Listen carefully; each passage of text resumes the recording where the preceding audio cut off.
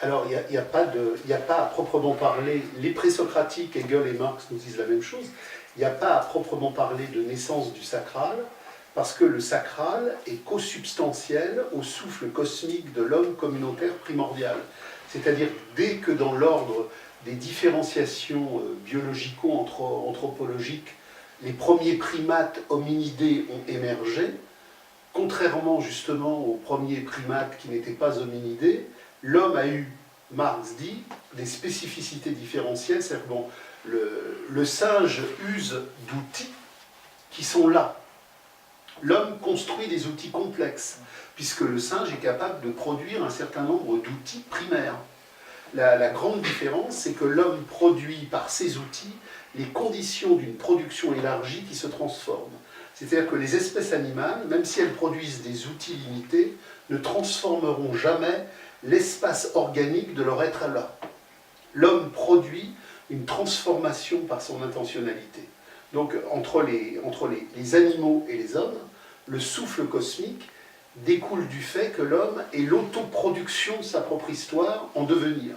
Les chimpanzés du fin fond de l'Afrique n'ont pas évolué dans leur mode sociétaire contemporain par rapport à leurs illustres ancêtres de plusieurs millénaires, sauf que des modifications dues aux transformations que l'homme leur a imposées leur a fait bouger un certain nombre de choses. Ce qui est la production automouvement de l'humanité, c'est qu'à partir du moment où l'homme émerge, il y a un devenir infini qui se met en mouvement.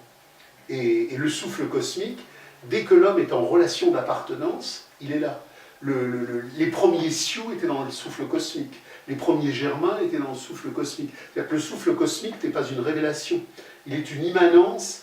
Et comme dit Hegel, le sacral n'est pas l'autre du monde, ce qui va émerger d'une manière complètement cristallisée et paranoïaque dans les monothéismes, pour qui Dieu est tout à fait l'autre du monde. Dieu n'est pas en le monde. Dieu est l'autre du monde qui codifie l'ordre du monde.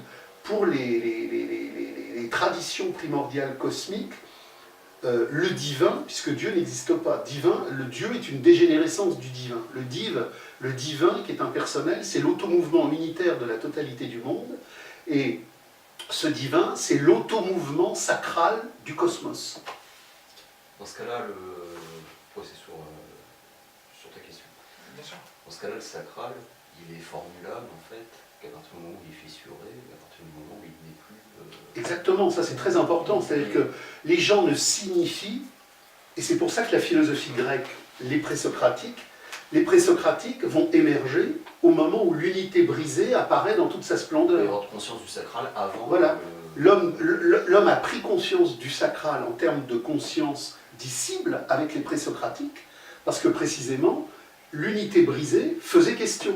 Il n'y aurait jamais eu de philosophie s'il n'y avait pas eu l'unité brisée. D'ailleurs, les Sioux n'ont pas de philosophie, et les Germains profonds n'avaient pas de philosophie. C'est les Grecs archaïques qui ont philosophé, parce que c'est eux qui, à ce moment-là, ont vécu l'unité scindée. Est-ce qu'ils avaient des dieux? Quelques religions que ce soit? Ah non, il n'y a Les pas Germains, on est sur du zéro. Ils ont, les Germains, à partir du moment où ils quittent la forêt profonde archaïque, passent du sacral à la religion. Il va donc falloir personnifier de façon fétichiste les hiérarchismes et les pouvoirs. Le chamanisme, par exemple. Le chamanisme est une dégénérescence. Le chamanisme, ce n'est pas la sacralité première. C'est une sacralité qui déjà crée un homme en référence. Dans la communauté archaïque du sacral absolu, il n'y a pas de médiation. Vous prenez les chasseurs de Papouasie-Nouvelle-Guinée qui ont été exterminés au siècle dernier.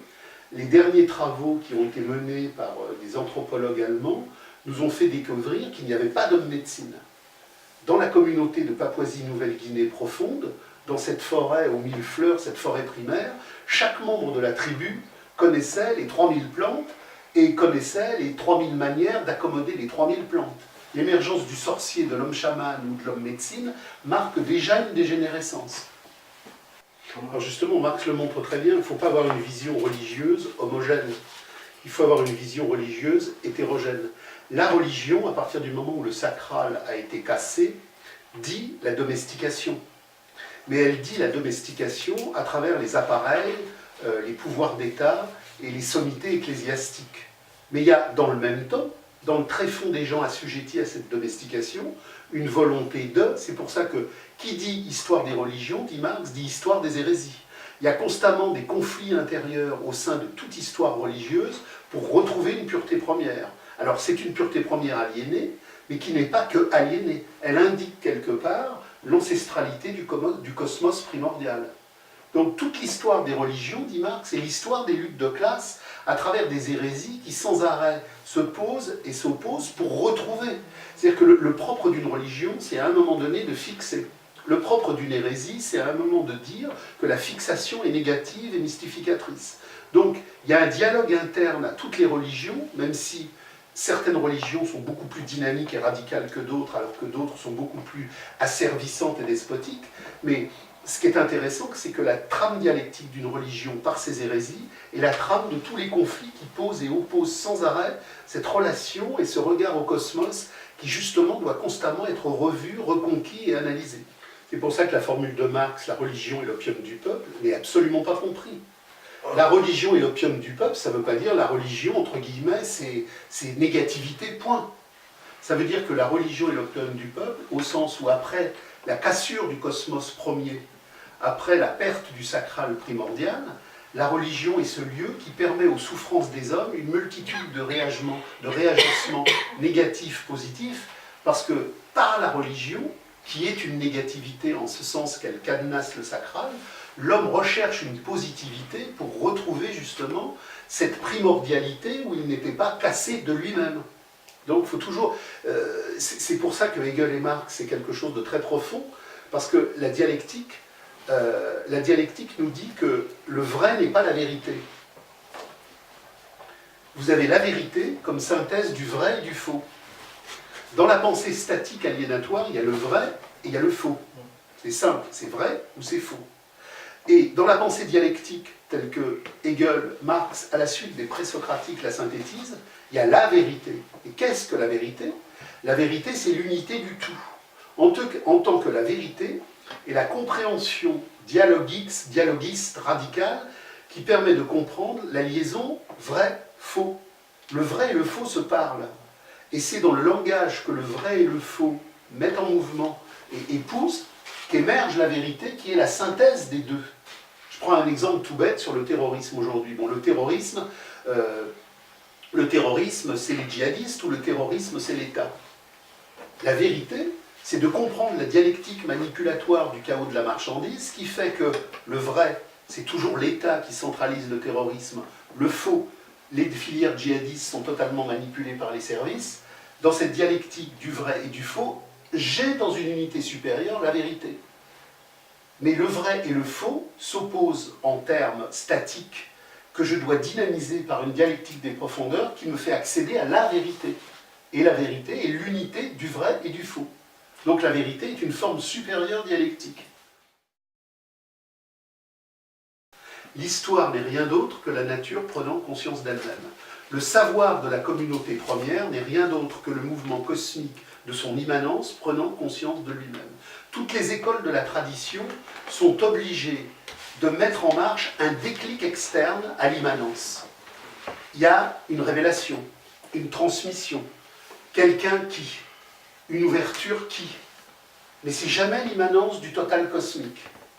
Et donc la grande rupture, elle est là, c'est qu'à un moment donné, la communauté première, par l'échange, est scindée, émerge le travail, l'échange, à un moment donné la monnaie, la prêtrise, l'initiation, l'ésotérisme et la tradition du savoir. Il faut enseigner aux hommes le souffle de vie.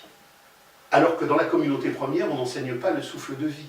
Le souffle de vie est vivant, il vit et il souffle. À partir du moment où je vais voir quelqu'un où j'ai besoin d'assumer un enseignement, je suis dans l'imposture de la dégénérescence religieuse. Le souffle sacral ne s'enseigne pas à travers un monsieur ou une dame qui va me communiquer, il est le tout du groupe dans son mouvement spontané, sans moment séparé.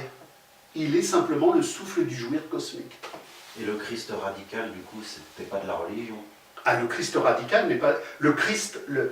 Alors c'est là où il faut retraduire les évangiles dans une vision radicale sur le texte grec et sur le texte arabéen.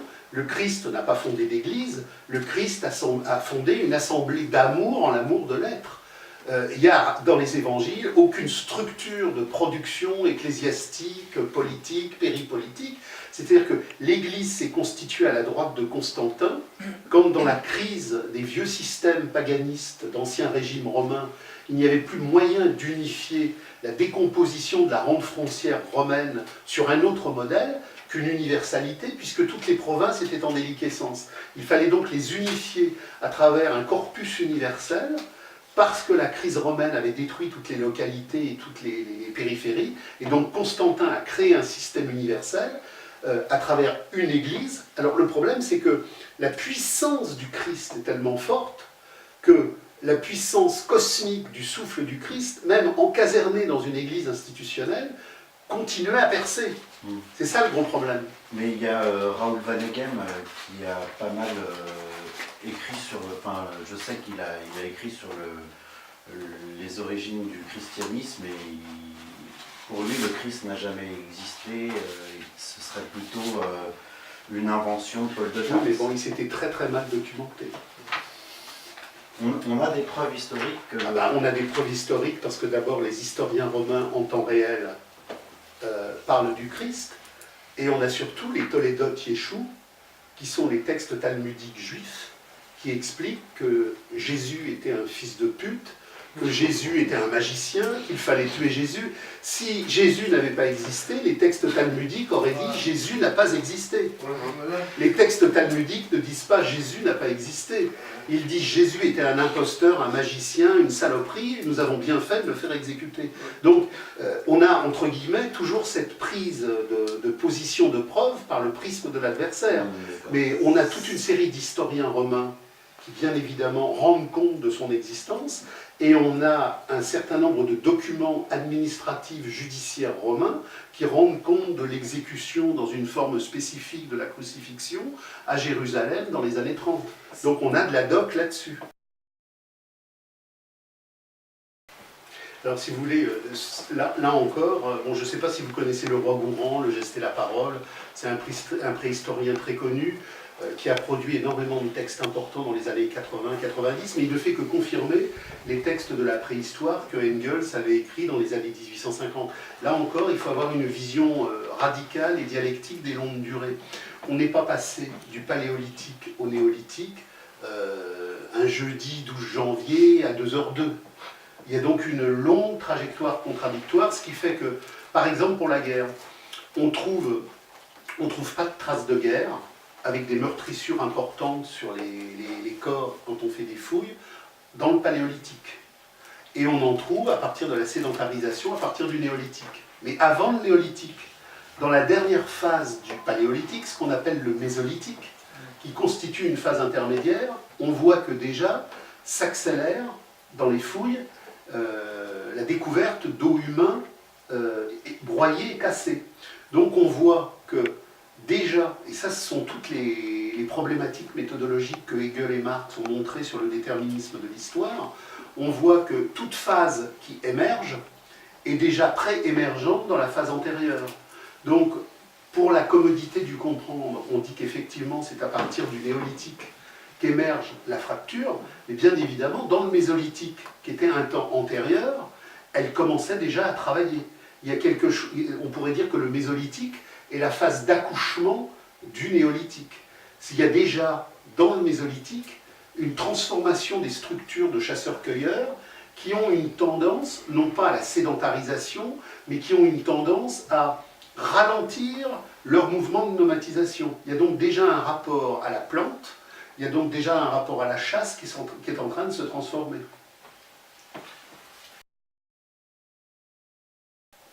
Alors le processus, il est posé d'une manière très simple. Marx nous dit le communisme est le mode de production du naturalisme achevé, de l'homme total, émancipé de toute aliénation, en ce sens qu'il est la conscience universelle de l'universel conscient. Les premières communautés ne sont pas universelles, elles sont localistes. Et par ce fait qu'elles sont localistes, elles ne peuvent pas avoir d'autres rencontres que conflictuelles. Je dis souvent, par exemple, que les Sioux et les Cheyennes sont communistes, que les Ponis, même s'ils sont à un stade de développement un peu plus ultérieur, laissant entendre le passage éventuel à l'agriculture, sont quand même globalement dans une structure communiste. Pourtant, les Ponis et les Sioux se font la guerre. Pourquoi? Parce que le communisme primitif est un communisme qui n'est pas simplement localisé spatialement, il localise spatialement la conscience dans le limité. Moi, je suis Sioux, toute ma communauté Sioux et moi, et je suis communistement la communauté Sioux. Par contre, parfois, on va organiser un jeu et on va aller attaquer les Ponis pour leur piquer des chevaux. Parce que les Ponis ne sont pas des Sioux. Le Sioux n'attaquera jamais un Sioux, mais il va attaquer un Poni. Parce que dans la communauté des hommes, ce qui est très intéressant, c'est que très souvent, dans l'archéologie linguistique de ces communautés, si vous demandez par exemple qu'est-ce qu'un Guayaki, et que vous traduisez les mots par lesquels il dit « nous sommes des Guayaki », cela veut dire « nous sommes les hommes ». Qu'est-ce que ça veut dire? Ça veut dire que pour un Guayaki, une tribu qui serait à 150 km et qui serait découverte, ce n'est pas les hommes. Donc, tout le monde est dans le communisme primordial, mais séquencé, séparé et antinomique. Ce qui veut dire que quand ces communautés, dans la phase que vous avez désignée, vont commencer à émerger au néolithique, et que les productions agraires vont se mettre en marche, les productions agraires vont nécessairement, par les stocks qui vont émerger, être antinomiques au groupe d'en face. Donc il y a une conflictualité spatiale, symbolique, magique et économique qui se met en mouvement. Et donc la relation du groupe communiste à l'autre groupe communiste, dans la réalisation de ces circulations de produits, ne va se faire que par le troc. Alors que dans le groupe, il n'y a pas de troc, il y a la donation. Dans le groupe, on ne donne pas, on n'échange pas, on ne troque pas, on laisse. Et donc, les premiers groupes vont troquer avec les premiers groupes, et à un moment donné, le troc va se développer en échange, et l'échange qui se faisait de groupe à groupe va en circulation par ricochet commencer à circuler lui-même dans le groupe. Donc la circulation-échange va dissoudre progressivement le groupe, alors que tout le monde faisait son arc, alors que tout le monde faisait son pain, alors que tout le monde participait à la chasse. On va commencer à ritualiser des cristallisations professionnelles. Il y aura un forgeron, il y aura un fabricant d'arcs, il y aura un boulanger. Bon, progressivement, on va fétichiser, cristalliser les relations et on va dissoudre la communauté première. Et donc Marx nous dit, malgré toute la richesse de ces communautés premières, il leur manquait quelque chose d'essentiel pour survivre dans la longue durée historique, c'est l'universalité. Et en quoi le communisme de demain est appelé par Marx le communisme supérieur? Il est appelé communisme supérieur parce que ça n'est pas un retour à des communautés locales de chasseurs-cueilleurs, c'est l'universalisation de la communauté, la Gemeinwesen, qui est l'anticosmopolitisme de la marchandise.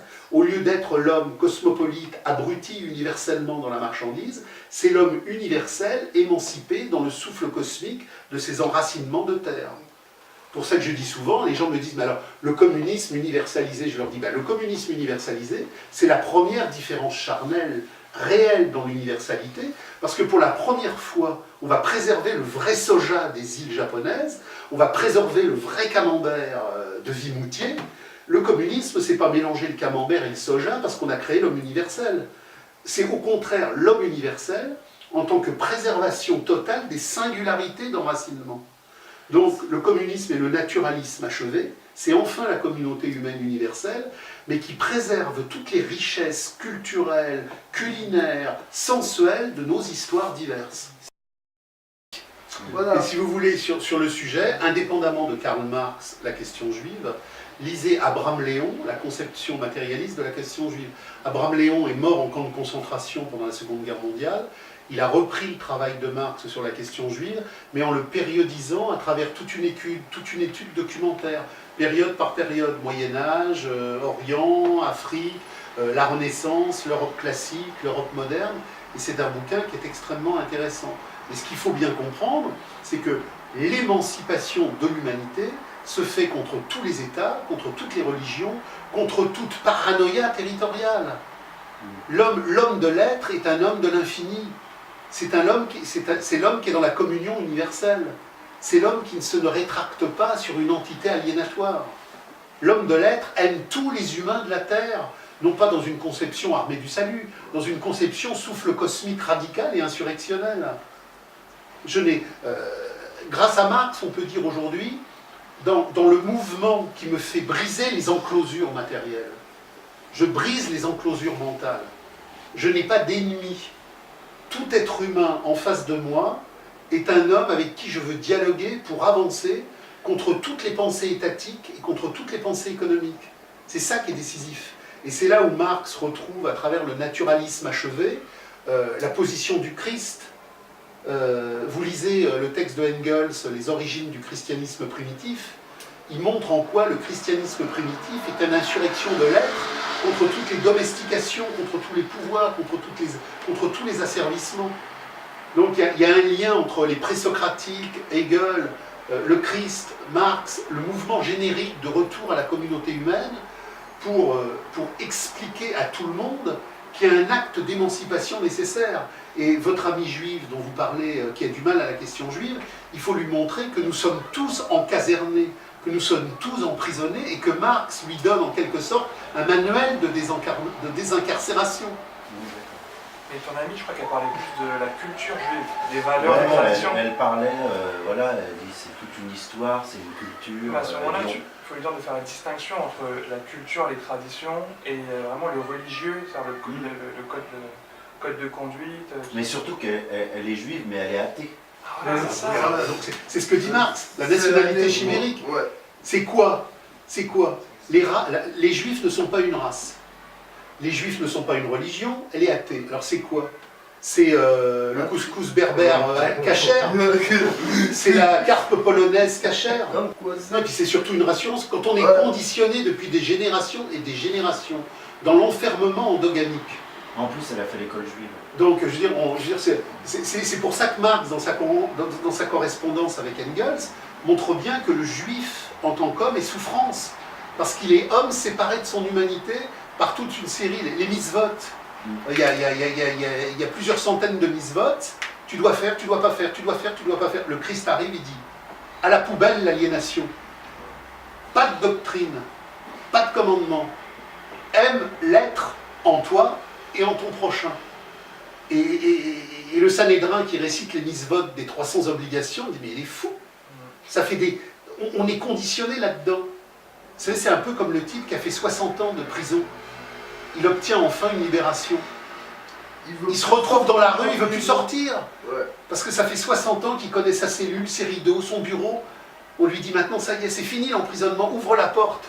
Il court en arrière, il dit non, non, non, non, je veux retrouver mon bâton, ma cellule. C'est assez difficile des fois quand je lis les passages de la Bible, enfin, surtout la parole de Christ. Des fois il y a des choses que j'arrive pas trop à saisir, genre par exemple quand il dit heureux les simples d'esprit. Alors heureux les simples d'esprit, d'abord la traduction grecque, bon, je les ai derrière, mais bon, je ne vais pas aller la chercher. En grec, c'est pas ça. C'est que ceux qui, en leur esprit, sont en humilité. La pauvreté d'esprit, c'est pas heureux les débiles. C'est heureux ceux qui ont suffisamment d'esprit pour ne pas narcissiquement et spectaculairement mettre en scène leur esprit de représentation. Si vous voulez, c'est comme physis en grec. On en a parlé plusieurs fois avec Chris. Physis, dans un langage complètement dénaturé, aujourd'hui, c'est devenu la physique. Et physis, la nature. Mais c'est pas du tout ça en grec. La physis, ça renvoie à un verbe indo-européen, bou, fou, qui a donné je fus en français.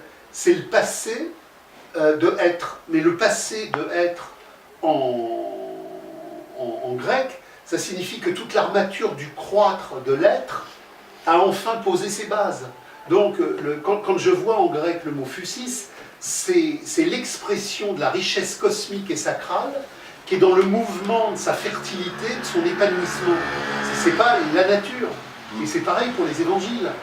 Vous avez plein des... Le Christ n'a pas voulu établir un royaume, il a voulu établir une basileia. donc en grec dégénéré à Constantinople en 1492, la Basileia, c'est sûr, c'est un royaume. Mais à l'époque où parle le Christ, la Basileia, c'est aussi simplement la rayonnance. Donc personne n'imagine que le Christ se réclame d'un royaume, il se réclame d'une rayonnance. Donc il faut tout retraduire. C'est vrai que les paraboles sont pas faciles à comprendre. Souvent, Et puis il y a plein de traductions. Vous avez une Ouais. traduction justement recommandée ou un livre qui expliquerait la manière pour la Bible? Pour le Christ. Parce qu'il faut absolument savoir lire le grec pour pouvoir vraiment... Oui. Ben moi, si vous voulez, j'ai eu la chance, alors, j'ai beaucoup travaillé l'évangile de Jean en grec, les autres un peu moins. Mais je vois par exemple que quand je travaille l'évangile de Jean en grec, et que je pars sur la richesse, si vous voulez, un mot grec déjà, on en a parlé avec Chris, pour par exemple Héraclite Parménide. Quand je prends une phrase par exemple de Parménide qui fait 4 mots, si je veux la traduire de manière intelligente, il va m'en falloir au moins une quinzaine en français. Parce que chaque mot grec a un déroulé. Et le mot français que je vais prendre, il n'a pas le déroulé, c'est un sécateur qui coupe. Donc j'ai coupé mon flux. Donc il faudrait retraduire tout ça. Et moi j'ai commencé à lui traduire à Chris des passages d'Héraclite ou de Parménide. Je pense que le plus facile c'est Héraclite ou Parménide parce qu'il n'y a pas beaucoup de textes. Et si par exemple on se remet à traduire l'évangile de Jean avec toute la richesse de la portée grecque, il faut plusieurs mois de travail parce que c'est... Il faut surtout sortir de la prison des traductions actuelles. Votre truc là sur heureux les pauvres d'esprit, c'est incroyable. C'est un contresens, quoi. Alors c'est un contresens, mais qui nous dit l'institutionnalisation du Christ. C'est pas forcément une manipulation. Le traducteur qui est normaté dans un cheminement institutionnel qui veut désubvertir le Christ, spontanément, sans méchanceté, il peut traduire statiquement. Est-ce qu'on n'a pas le même problème avec l'allemand, avec Marx? Et les Alors, traductions, alors justement, avec l'allemand, avec des exégètes avec pas l'allemand, très- avec Marx, on a une chance inouïe, c'est qu'on a la traduction Gallimard qui a été faite par Maximilien Rubel, qui était dans la mouvance de toute une histoire conseilliste radicale, et donc qui a permis, entre autres, de montrer les falsifications lénino-staliniennes. Par exemple, dans l'idéologie allemande, vous avez un passage où Marx dit « il faut abolir le travail et abolir l'État ». C'est clair, c'est net. Les lénino-staliniens traduisent « il faut abolir le travail salarié et cet État, l'État bourgeois ». Mais Marx est mort. Ce qu'il faut vous...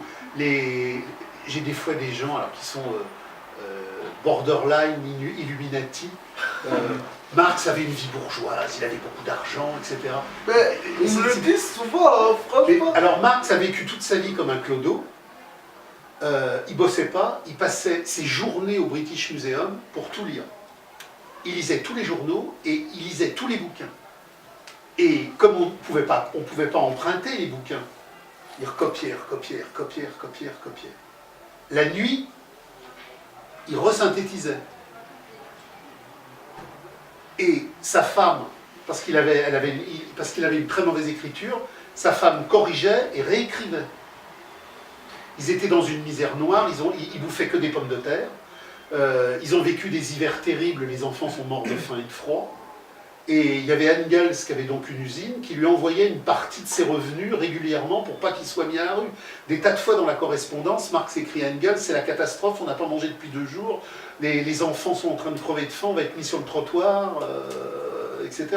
Et à la fin de sa vie, Engels, dont le père était donc directeur d'une grande usine, enfin propriétaire d'une grande usine, voilà, est devenu patron de la filature.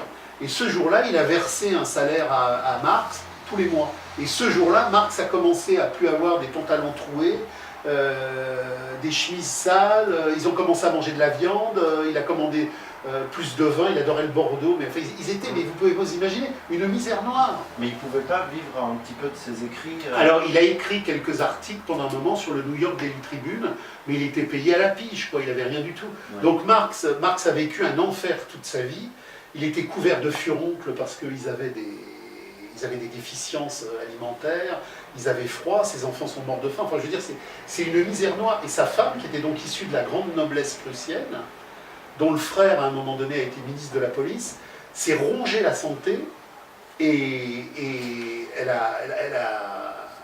a rongé sa dot. C'est-à-dire qu'elle avait un peu de vaisselle, un peu de linge et tout, elle a tout donné, tout donné. Alors c'est une superbe histoire d'amour, mais c'est en même temps une histoire mais qui est d'un tragique. C'est un tragique inimaginable. C'est-à-dire qu'il a voué sa vie à l'émancipation de l'humanité en sachant que quand il avait commencé à travailler, il avait le fil. Il a réécrit le Capital 20 fois, parce qu'il n'arrivait pas, il avait le fil mais il n'y arrivait pas. Et un jour, il a relu une vieille édition de la logique de Hegel, et il a compris, grâce à la logique de Hegel, le problème forme, apparence, substance, et là, tout ce qu'il avait noté sur ses cahiers, qu'il avait réécrit, brûlé, réécrit, a enfin pris forme. Parce que grâce à la dialectique de Hegel, il a enfin pu donner une véritable conception logique et totale à ses carnets. Et je pense que toutes ces interprétations justement sur le Marx et l'argent, etc., viennent aussi un peu de la mauvaise traduction du fameux « je ne suis pas marxiste ». Enfin, c'est un truc qui revient. Non, mais il n'y a souvent. pas que ça, il y a un truc qui circule, une lettre hypothétique d'un rabbin en liaison avec Rothschild, qui explique que Marx et Rothschild sont de concert pour une prise, mondiale du pouvoir. Mais cette lettre-là, c'est un truc qui n'a jamais existé. Cette lettre-là, c'est comme la mort de Giordano Bruno.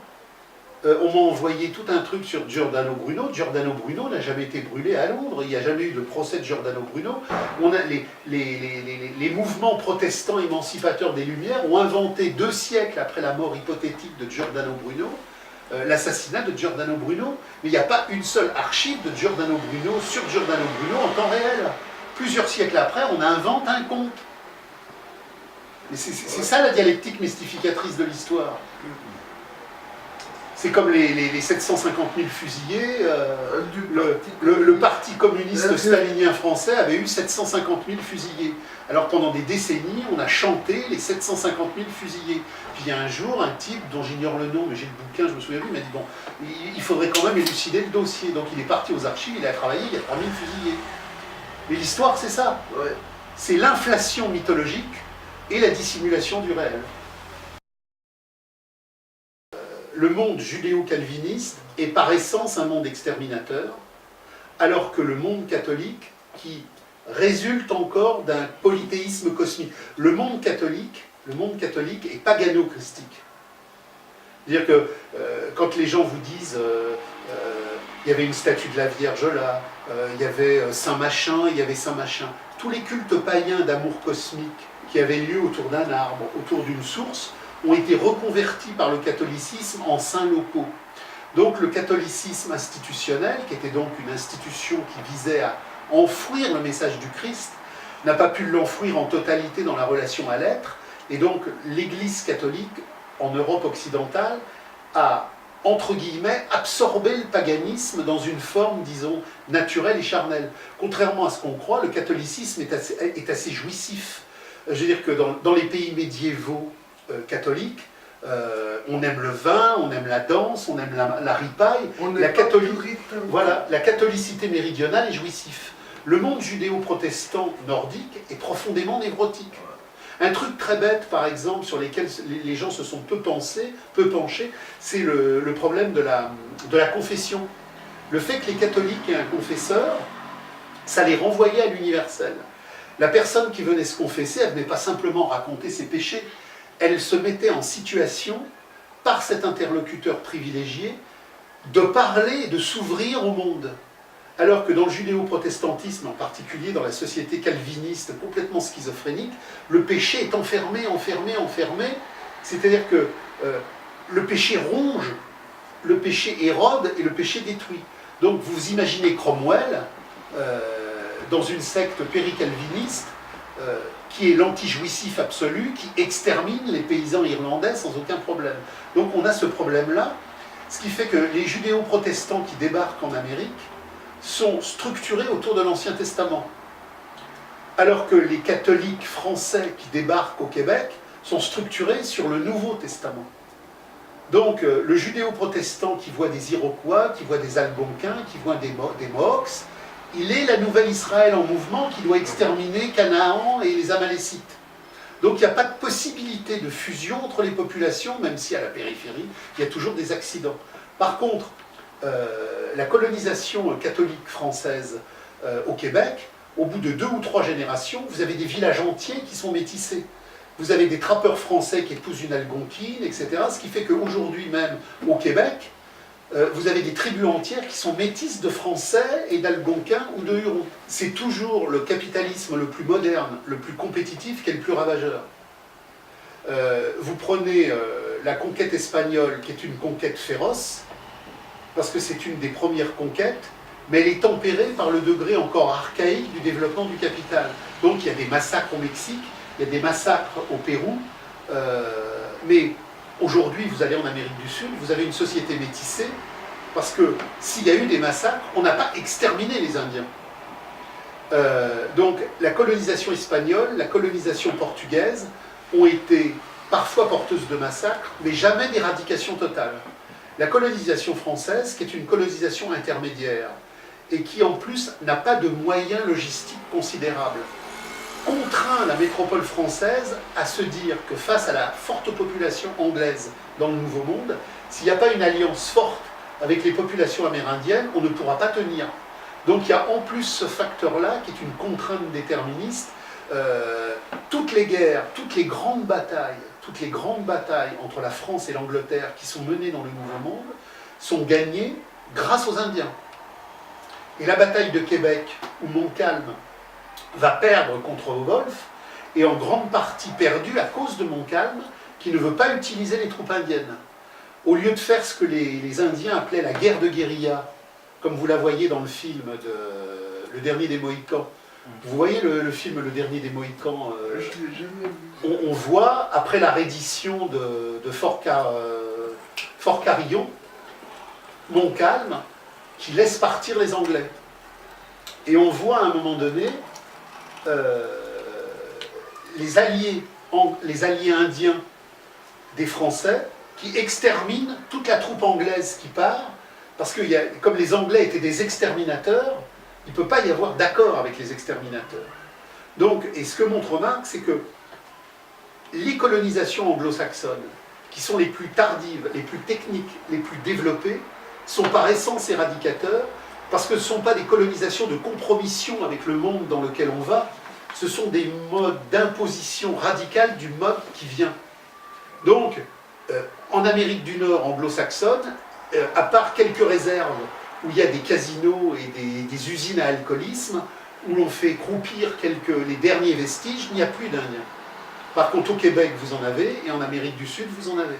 Donc la colonisation anglo-saxonne a été terrifique.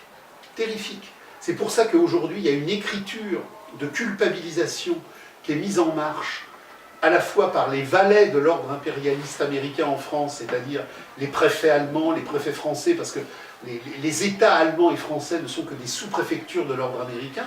Donc on a entériné la culpabilisation nécessaire à l'impérialisme de la marchandise américaine pour se justifier.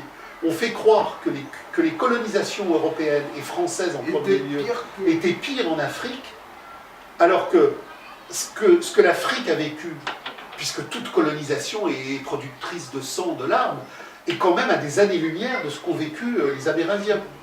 Mais donc le jeune des banlieues aujourd'hui, qui est un culte et qui vénère l'ordre américain, dit vraiment les Français en Algérie c'était terrible, mais pour lui Los Angeles, San Francisco, c'est merveilleux, il n'y a plus de Cheyenne, il n'y a plus de Sioux, il n'y a plus de Dakota, vous pouvez prendre votre voiture à Boston et aller à Los Angeles, chaque État marque généralement une implantation de tribus indiennes. Il n'y a plus personne. Par contre, alors le comble du fétichisme de la marchandise, c'est que tous les outils de mort de l'impérialisme américain portent le nom d'une tribu indienne. Vous avez les hélicoptères Apache, vous avez le missile Tomahawk, vous avez c'est sublime comme...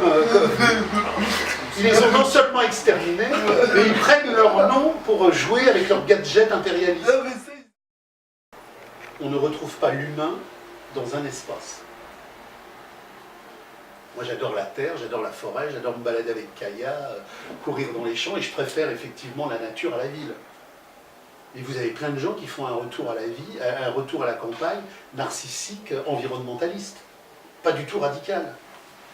Et il faut là rappeler tout le rôle contre-révolutionnaire de l'écologie. L'écologie, c'est une science du capital. C'est-à-dire que nous aimons la Terre en tant que cosmos sacral, nous ne l'aimons pas en tant qu'environnement de production. L'écologie, il y a Oikea, comme économie. L'écologie, c'est le supplément d'âme de l'économie à un moment donné où l'économie va mal. Mais c'est la même étymologie. Dans une communauté, il n'y a pas d'économie, parce qu'on ne travaille pas, on produit. Et dans une production communiste, on n'a aucun souci pour l'environnement, on s'en branle, parce qu'il n'y a pas d'environnement. Il y a le cosmos de notre appartenance à la terre de vie. Il n'y a donc pas d'écologie, puisque la terre est notre substance. L'écologie vient dire une distance entre nous et la terre. Elle vient dire qu'il nous faudra avoir des occupations pour une extériorité qui ne serait pas notre intériorité. Et elle est née au XIXe siècle, comme toutes les sciences du capital, pour précautionneusement anticiper les désastres de l'économie et pour produire une économie responsable. Donc, à bas la politique, à bas l'économie, à bas l'écologie. L'écologie est une des dernières impostures du capital pour nous faire aimer l'économie. Et au contraire, retrouvons le cosmos radical contre toutes les oikia, qu'elles soient écologiques ou économiques. Alors maintenant, je préfère... Quand on va émerger comme communauté subversive, on va détruire les villes. Parce qu'on va détruire la division du travail entre ville et campagne. Il n'y aura plus de ville, il n'y aura plus de campagne. Contrairement à ce que croient les anarchistes, on ne va pas autogérer les campagnes et autogérer les villes. On va casser les villes et casser les campagnes, qui sont les deux mêmes modes de représentation d'une aliénation scindée. Et on créera des coopératifs cosmiques dans la Fédération universelle des communes communistes du monde, mais on ne va pas restaurer la campagne. Comment casser la ville? Comment casser la ville? Et bien casser la ville, la défense est une énorme orgie de béton, d'horreur, de métal et de glace. On ne va pas autogérer, alors on va pas autogérer la défense. D'abord, il n'y aura plus de gestion, donc on va détruire toutes les villes. Alors après, les communes organiseront leur plan de vie comme elles le voudront, elles préserveront des espaces qu'elles conserveront à titre historique, il y aura 1000 manières d'organiser la vraie vie, mais toutes ces horreurs, les tubes à voiture de San Francisco et Los Angeles, il faudra les détruire. Donc il faudra restaurer. On est bien sur une destruction donc, physique, généraliste, ah bah bien sûr. Puisque l'ensemble des villes, c'est pas uniquement les petites villes. Oui, donc on est bien donc, sur ce phénomène-là de destruction générale. Donc les premières générations, c'est pour ça que Marx parle, dans la vision du communisme inférieur, dans la vision du communisme supérieur, du communisme demain, il parle d'une phase de transition. Mais cette phase de transition n'est pas hors communisme. La phase de transition abolit immédiatement les catégories du capital. La phase de transition, c'est le communisme sans l'abondance communiste supérieure. C'est toute cette phase où on hérite de la merde de l'économie politique, les déchets nucléaires, les villes pourries, les réseaux urbains dégueulasses, et qu'il faut tout réhumaniser. C'est-à-dire qu'on hérite d'un espace inhumain. Cet espace inhumain, on ne peut pas le garder, l'administrer de la manière la moins mauvaise possible. Il doit être détruit, parce qu'il est anti-humain. Vous prenez les gigantesques inondations qui ont eu lieu dans le sud-est. Elles n'ont pas eu lieu par hasard. Elles ont eu lieu parce que depuis 40 ans d'urbanisation délirante, on a bétonné, et que quand un cours d'eau se met à déborder outre mesure, les zones par lesquelles il pouvait défiler n'existent plus. Donc il va falloir détruire tout le bétonnage de la Côte d'Azur. On va avoir effectivement un labeur gigantesque, mais qui participera de notre réhumanisation cosmique. Et justement, pour le nucléaire, moi, c'est vraiment quelque chose qui me... J'ai voyagé au Blablacar avec un jeune ingénieur nucléaire. Il m'a dit, il n'y a pas de problème, tout est bien. Effectivement, ceux qui travaillent dans le nucléaire, j'ai une collègue, effectivement... Ils intègrent le dispositif mental de l'entreprise. C'est fou, hein. Mais justement, pour le nucléaire, il va forcément y avoir des gens qui vont aller mettre les mains dans le cambouis et qui vont être obligés d'aller démanteler... Tous les députés prisonniers auront le choix. Mais le sacral, c'est la communion. Le sacral est la communion avec le cosmos. Bon, moi, j'ai un chien que j'adore. Quand je suis avec mon chien, je ne suis pas avec un chien, je ne suis pas avec un quatre pattes. Je suis avec une étoile cosmique avec qui j'ai une relation de tendresse et d'amour. Quand les gens me disent « vous êtes le maître », je ne supporte pas. Je dis « non, je suis le compagnon ». C'est-à-dire que ce chien, il est mal éduqué, mais c'est très bien. Elle est indocile, mais c'est très bien. Et c'est ça aussi l'émerveillement cosmique. L'émerveillement cosmique, c'est un bon repas. Mais c'est un bon repas que vous allez sensualiser. Vous n'allez pas être absorbé par la nourriture en bouffant. Vous allez absorber l'érotisme des plats. Une relation d'amour avec votre compagne, ça ne va pas être un acte sexuel qui fait du bien. Ça va être une communion solaire. Alors maintenant, je vis en ville. Alors je vis en ville, j'ai des enfants, j'ai un boulot en ville, je ne peux pas partir à la campagne. Alors je m'en fous. Je ne vais pas être dupe de l'emprisonnement urbain. Même dans mon emprisonnement urbain, je vais regarder les quelques arbres qu'il y a et je vais avoir des émerveillements cosmiques. Je suis à la ville, mes enfants, dans les quelques endroits où je vais pouvoir les promener avec amour, je vais leur donner de l'émerveillement cosmique. C'est-à-dire qu'on peut avoir de l'émerveillement cosmique comme Edmond Dantès en prison pendant des années dans un cachot. Alors bien évidemment, dans le communisme épanoui de la relation cosmique que nous aurons tous les uns avec les autres, on sera à ciel ouvert dans les beautés des arbres, dans les beautés des forêts, dans les beautés de la cuisine, dans les beautés de l'amour. Et là, on aura l'espace infini d'un horizon illimité. Mais même déjà, le mec qui bosse dans une banque, qui a un boulot servile, cucu, qui l'emmerde, il peut en arrière-cour cultiver du cosmique merveilleux. C'est pas, bien évidemment, que l'espace où on est suractive. Mais le cosmique, c'est d'abord notre cœur intérieur, notre capacité à tout le temps s'émerveiller. C'est un beau mot, ça, l'émerveillement. C'est ça. Mais si vous voulez, la nature, dit Marx, dans son naturalisme achevé, est pleine d'une dialectique infinie de merveilles. Et on ne s'émerveille pas parce qu'on ne sait pas les regarder. On est prisonnier par l'écran. Or, même la balade la plus débile, là, sur les quais, il y a 1000 manières de s'émerveiller. Alors pourtant, je ne suis pas dans la montagne. Si vous voulez, l'émerveillement n'est pas dans l'objet qu'on regarde. Il est dans notre cœur. Donc je peux passer devant un paysage sublime, être un con abruti, et ne rien voir. Là, ils ont fait un pont dans l'Aveyron, un truc débile, là, métallique, que tout le monde... Le viaduc. Le viaduc de Millau. Alors à gauche, vous avez une sublime vallée. Et les mecs viennent photographier le viaduc. Donc ils photographient le viaduc, et à côté, vous avez une superbe vallée. Ils ne photographient pas. Donc l'émerveillement n'est pas dans la nature.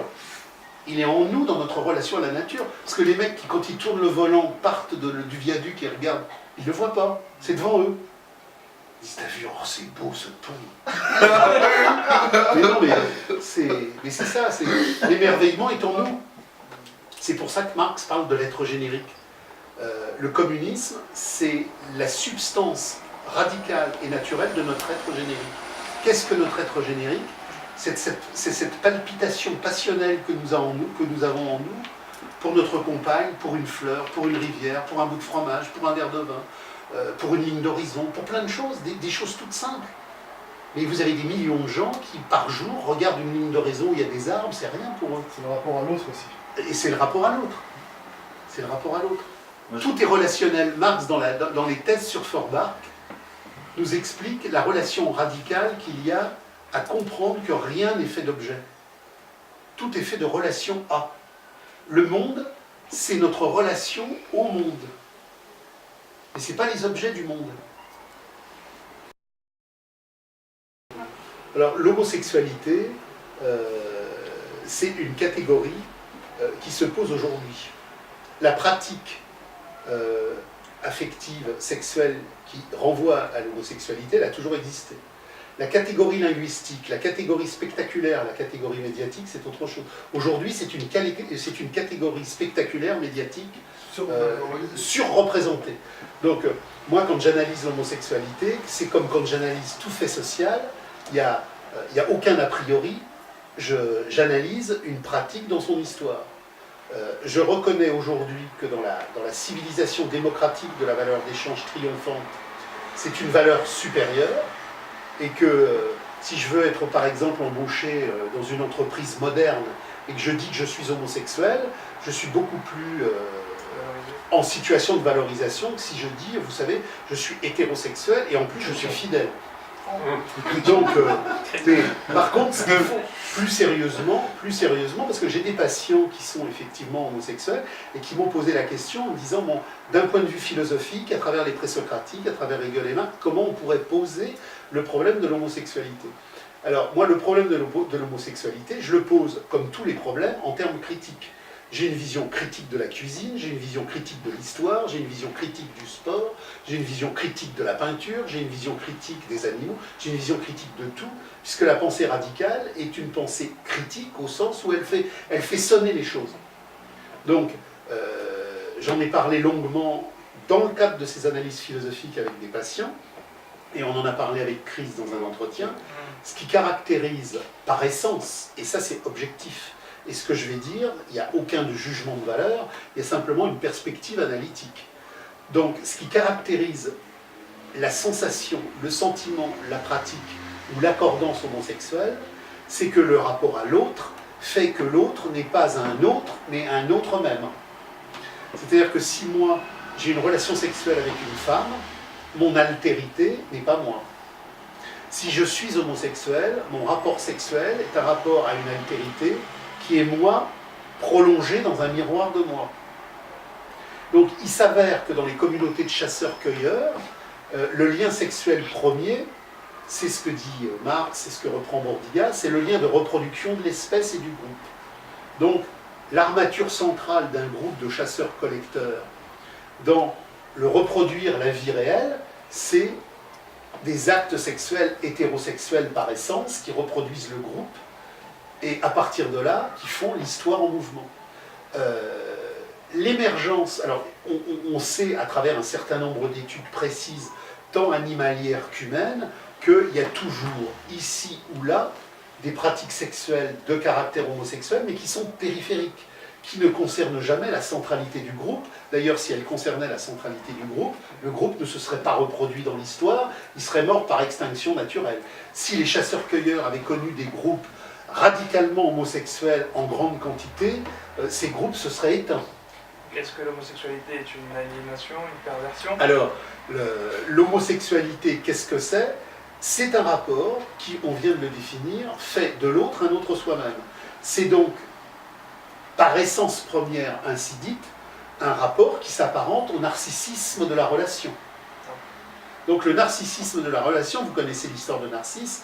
Narcisse se regardait dans un lac et il s'est trouvé tellement beau qu'il y est tombé. Alors je ne dis pas que toute pratique homosexuelle nous fait tomber dans le lac, c'est pas du tout ce que je veux dire, mais je veux dire que quand je fais une critique radicale du fétichisme de la marchandise, et que quand je fais une critique radicale du fétichisme de la marchandise, au sens où l'objet de la dictature démocratique de la valeur se valorisant, c'est que nous soyons tous réduits à l'état de chosification réifiée, dans un rapport de réification fait de l'homosexualité une valeur importante pour le culte du marché narcissique, puisque quelque part, elle en est une des expressions les plus poussées. Mais quant à moi, je m'en fous. J'aurais rencontré Cocteau et Jean Marais, on aurait passé une très bonne soirée, on aurait mangé de très bonnes choses, on aurait bu, on aurait parlé histoire et cinéma, et moi, je me fous que chacun soit ceci ou cela.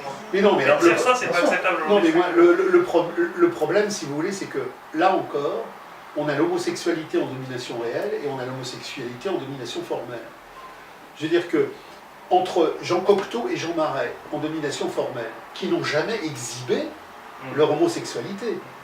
D'ailleurs, ce qui est très intéressant, c'est que quand moi je me définis, on me dit « Francis Cousin, qui êtes-vous » Je ne me définis pas d'abord par ma sexualité. Je dis voilà, je m'intéresse à la philosophie, j'aime ma compagne, j'aime mes chiens, j'aime mon chat, j'aime les fleurs, j'aime le midi, et accessoirement, je suis hétérosexuel. Mais mon hétérosexualité n'est qu'une des manifestations de ma jouissance cosmique. Ça n'est pas mon arc central. Et ce qui m'a toujours intéressé dans les relations que j'ai eues, dans mes analyses philosophiques avec les homosexuels, qui voulaient élucider leur part, c'est qu'ils se définissaient toujours, et au terme de l'analyse, ils se rendaient compte à quel point il y a justement cette exacerbation. Ils se définissaient d'abord par leur homosexualité. Et j'ai participé à plusieurs reprises à des tables rondes où il y avait des LGBT, puisque maintenant ça fait bien. LGBT, c'est comme le missile Tomahawk.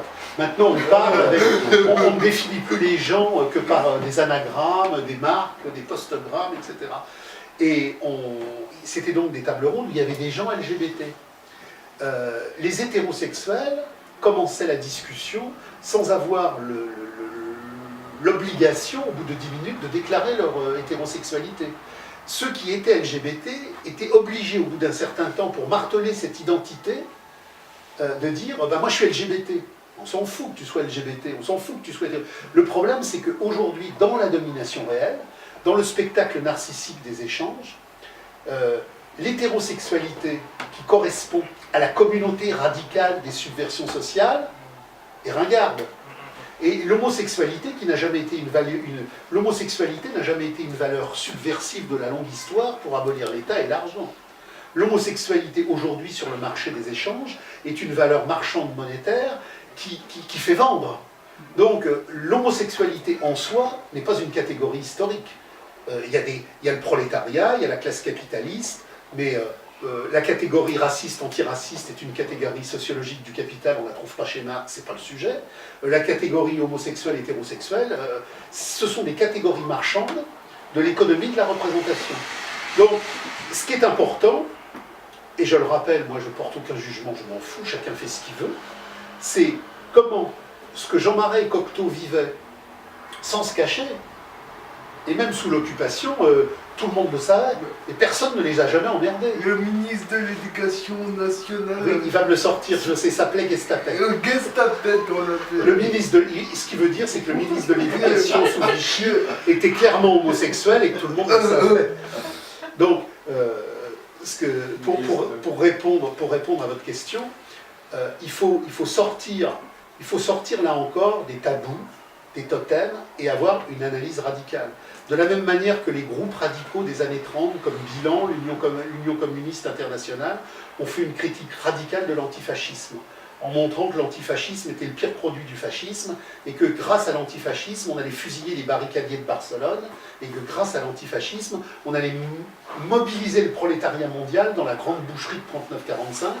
Après, on a fait la critique de l'antiracisme, en tant que l'antiracisme est le pire produit du racisme, c'est une dynamique capitaliste d'occultation, de fétichisation, pour ne pas voir les véritables enjeux de la lutte de classe. La lutte d'émancipation des homosexuels, à la limite, le prolétariat international, il s'en fout.